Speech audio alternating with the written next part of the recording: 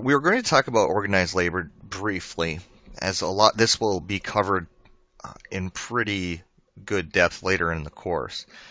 But what we have up until the Depression era are definitely unpleasant working conditions, to say the least, and there was so much extra bargaining power on the part of employers against employees that working conditions, whether it be health conditions, wage and hour type conditions, were very burdensome upon workers.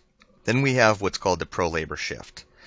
First, it starts with the Norris LaGuardia Act. We call it the Anti-Injunction Act because prior to that, the federal courts were still issuing injunctions to keep in labor from striking, for example. So this was supposed to help start leveling the playing field. And then the National Industry Recovery Act was generally encouraging union formation and trying to decrease the amount of employer interference. But the biggest piece of legislation, which is the one most of us are familiar with is the National Labor Relations Act from 1935, which created the National Labor Relations Board.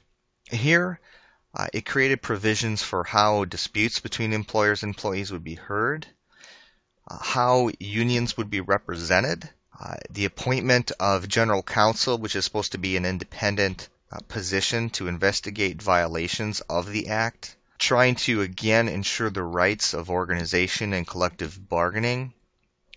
Unfair labor practices were covered, when collective bargaining would occur, that the parties involved would have to negotiate in good faith, guidelines, and worker strike issues, like allowing strikes in certain circumstances. It can also, if done in the wrong way, can become an unfair labor practice. Now, after that era, there became a shift back to the employer, as everything is pretty cyclical.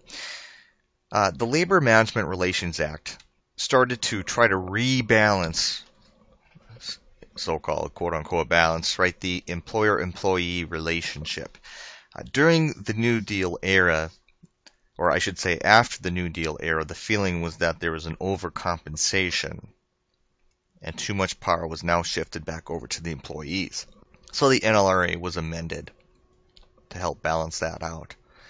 So now it allowed the NLRB to seek injunctions against union activity if the unions were taking advantage of. Now, or I should say taking advantage of their newfound power. And during this time, you also found that the unfair labor practices, it was more focused on employer practices and not as much focused on the unions. So that started to be enforced more.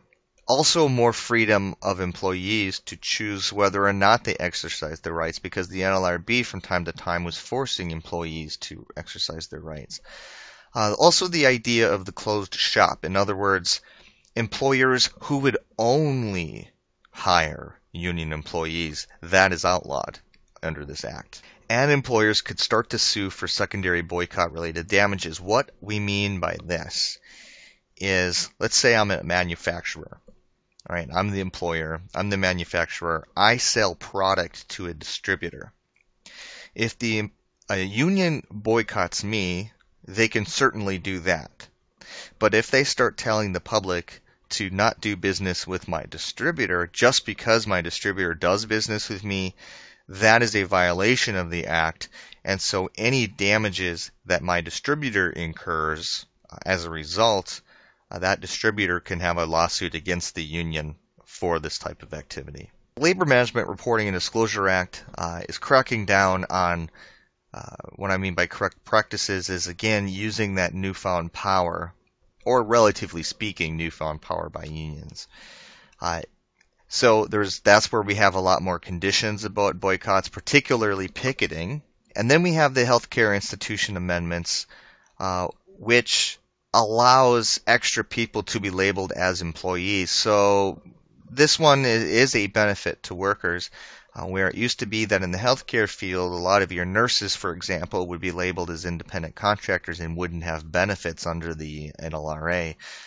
And this law said they now do. But at the same time, you also had more notice requirements, so that if workers were intending on picketing or striking, they would have to have larger notice, largely because you can't have an immediate work stoppage in the healthcare industry because of the social impact of that. Obviously, you're dealing with people's health. That's just a very brief overview that I wanted to cover for the purposes, at least, of the video. And of course, you can always ask questions about any of the things that we did not cover here.